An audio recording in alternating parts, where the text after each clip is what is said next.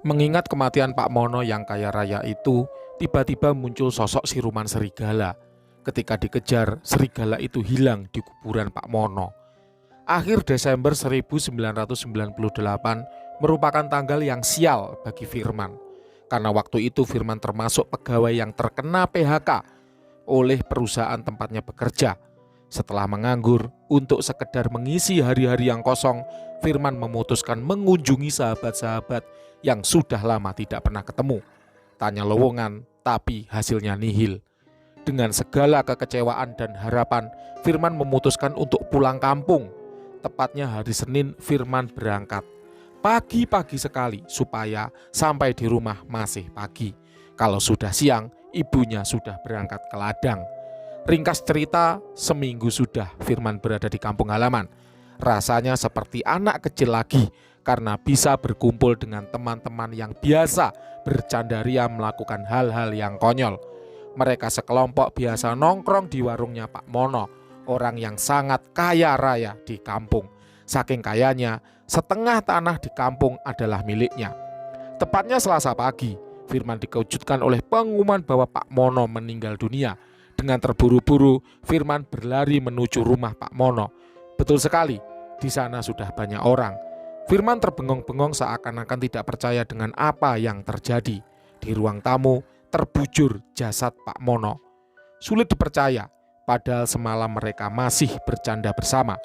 Ketika masih terbengong-bengong, Firman dikagetkan oleh suara Pak RT yang menyuruh Firman dan teman-temannya membantu orang-orang tua untuk menggali liang lahat. Mereka pun semua menurutinya. Akhirnya mereka semua berangkat menuju ke pemakaman umum. Disinilah keanehan itu mulai terjadi. Tanah yang digali sangat susah sekali. Tidak biasanya tanah yang digali banyak batunya, bahkan sudah 3 tempat. Tetapi tetap sama. Walaupun begitu akhirnya selesai juga dan tinggal menunggu mayat Pak Mono dikebumikan. Tepat pukul 11 siang, mayat Pak Mono sudah siap dimasukkan ke liang lahat. Keganjilan pun terjadi lagi. Ketika mau ditutup dengan batu bata, tiba-tiba batu bata yang berada di atas itu longsor dan tepat sekali menimpa kepala mayat Pak Mono.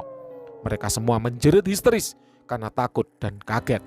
Singkat cerita, acara penguburan Pak Mono sudah selesai. Malamnya awal dari segala ketakutan dan ketegangan. Waktu itu Firman dan teman-temannya nongkrong dan begadang di dalam rumah Firman. Tidak biasanya udara di luar sangat dingin sekali dan disertai dengan hujan rintik-rintik. Ketika lagi asik main kartu, mereka semua dikejutkan oleh suara lolongan anjing yang sangat panjang. Bahkan sangat menyayat hati. Suara itu tidak henti-hentinya. Setiap kali melolong, suaranya berubah.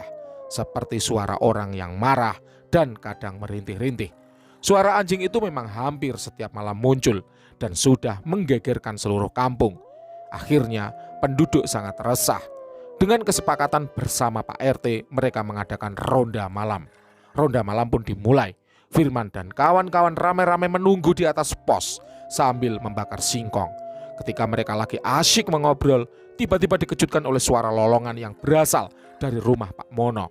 Dibarengi dengan rasa penasaran, mereka bergegas menuju rumah itu dan tidak lama sudah sampai di halaman rumah. Alangkah terkejutnya mereka semua karena tepat di depan pintu rumah terdapat seekor serigala yang sangat aneh. Serigala itu bentuknya sangat menakutkan. Matanya merah menyala dengan taring yang sangat panjang. Untung waktu itu ada seorang di antara mereka yang pemberani. Dia menyuruh menangkap dan membunuh serigala itu. Tapi lagi-lagi mereka dikejutkan oleh keanehan serigala itu. Tiba-tiba serigala itu terbang ke atas kepala mereka dan hendak melarikan diri. Mereka semua tidak tinggal diam. Serigala itu mereka kejar sampai ke kuburan Pak Mono. Malam-malam berikutnya pun serigala itu kerap muncul dan menghilang tepat di atas kuburan Pak Mono sampai menjelang 40 hari kematiannya. Setelah 40 hari, serigala itu tidak pernah muncul lagi.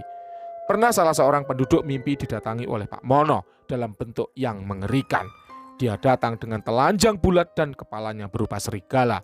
Apakah itu Pak Mono atau iblis? Mereka semua tidak tahu. Yang jelas, sampai sekarang misteri ini belum terungkap. Tapi bagi penduduk kampung, dengan menghilangnya serigala itu sudah sangat bersyukur sekali karena sudah terbebas dari rasa ketakutan yang selama sebulan lebih menghantui.